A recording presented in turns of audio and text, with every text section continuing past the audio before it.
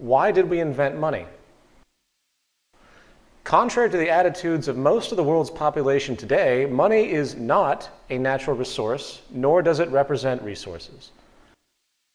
Money is actually a social convention for managing scarcity and rewarding creation. If a person grows a food product on a plot of land, that product is given a value, 1, based on how scarce the product is in the region, hence the level of demand versus supply, and 2, along with the amount of labor and time spent to produce that product. Generally speaking, if a product is rare in the society, then its value is raised. If the skill set needed by a person to cultivate that product is also rare in the community, then the value is increased as well. This is the basic theory of value, which you'll hear in Economics 101. As innocuous as this may seem on the surface, let's now consider some of the unspoken negative retroactions of this system, namely the profit mechanism and its relationship to establishment preservation. Very simply, problems and scarcity equals profit. Socially negative attributes of society become positively rewarded ventures for industry.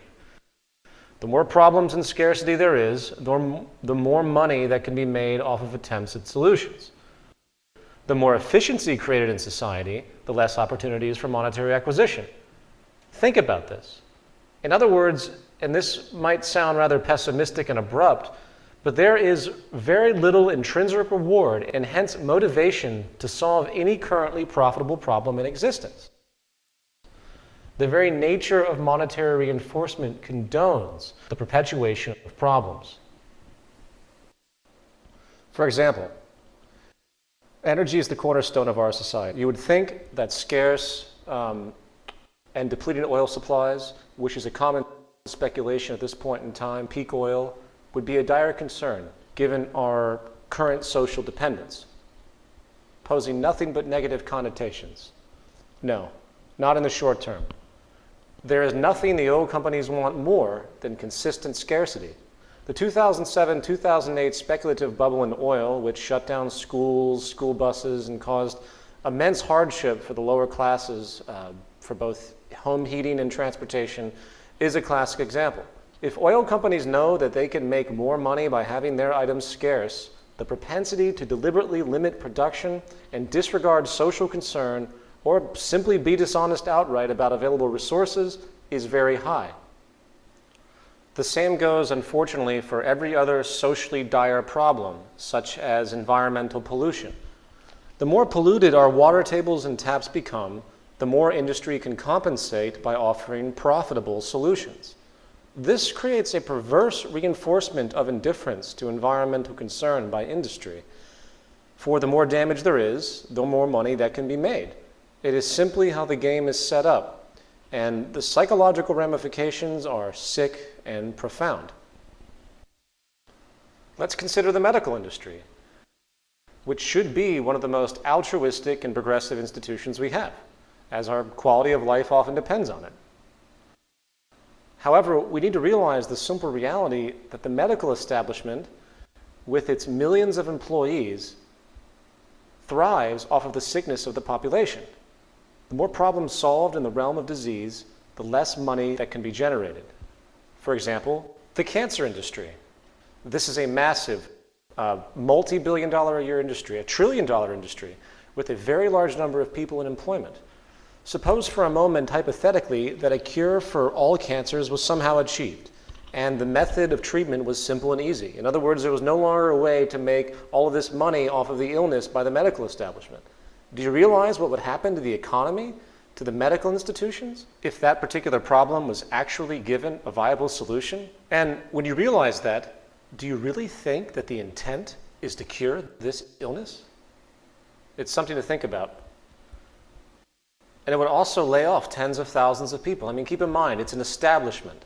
The moment you have employees and everything, and even if you're working initially for an altruistic cause, the moment you're in the position of supporting a group, and the group relying on the institution, suddenly motivations change.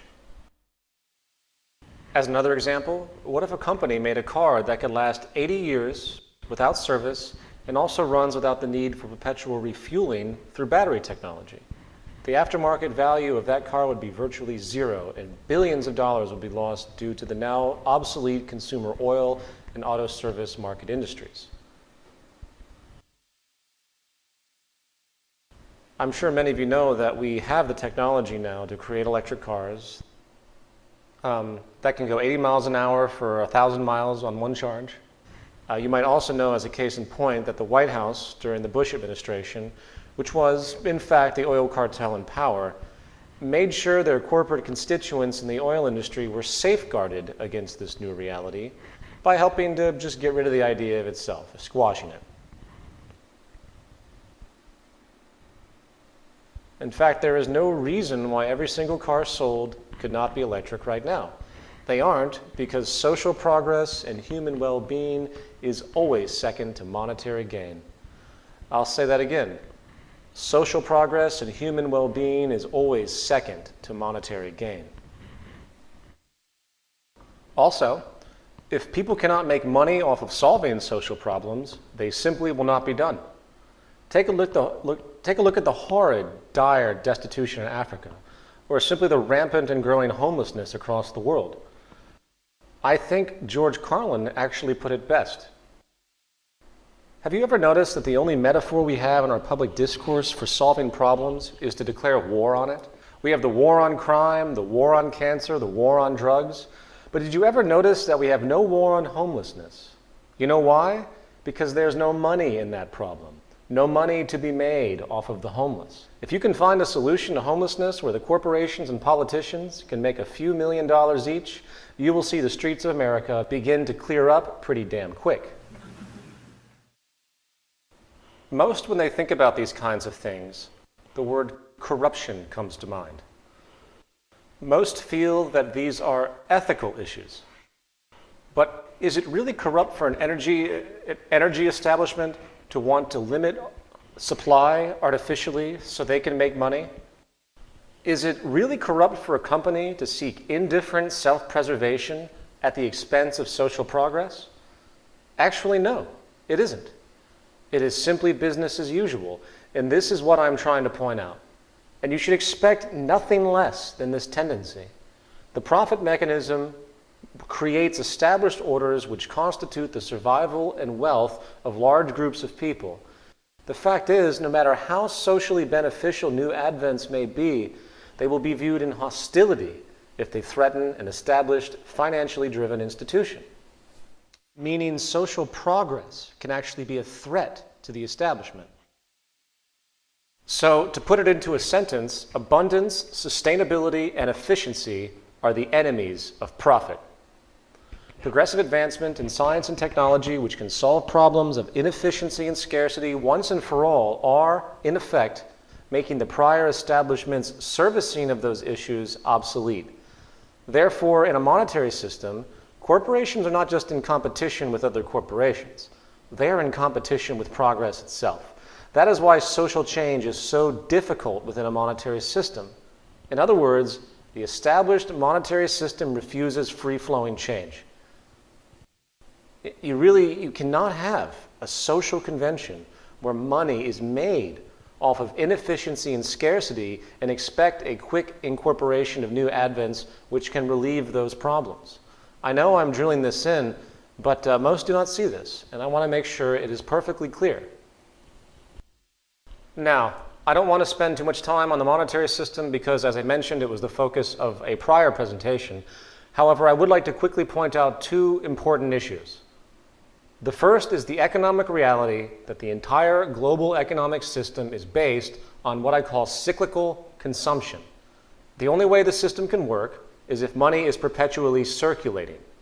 Money must be continuously transferred from one party to another in order to sustain so-called economic growth. This is done through constant or cyclical consumption by virtually everyone in society. Jobs are entirely contingent upon demand for production in some form. If there was no demand for goods and services, then there would be no demand for labor, and financial circulation would hence stop. What this translates into, again, is that inefficiency equals profit. The entire system demands problems for it to work. This is not only paralyzing, as we have discussed, but it also creates outrageous amounts of resource waste, irrelevancy, and extremity. Here's an email I received from a PhD in economics soon after the release of Zeitgeist Addendum. Dear filmmakers, my son presented me the first half of your film last weekend asking me my opinion of the opening section about the fractional reserve lending practices. I'm a PhD certified economist of 12 years and teach macroeconomics. While I always was cognizant of the creation of money and the sale of government bonds, I had never stepped back far enough to see the larger issue your film presented. I find it tremendously disturbing that the creation of value through debt is indeed, by all formal logic, an imposed condition of deficiency, an instigator of public servitude. I'm not sure what shocked me more, the fact that this is true, or the fact that after the many years of education I've had on the subject of economics, this reality never even occurred to me.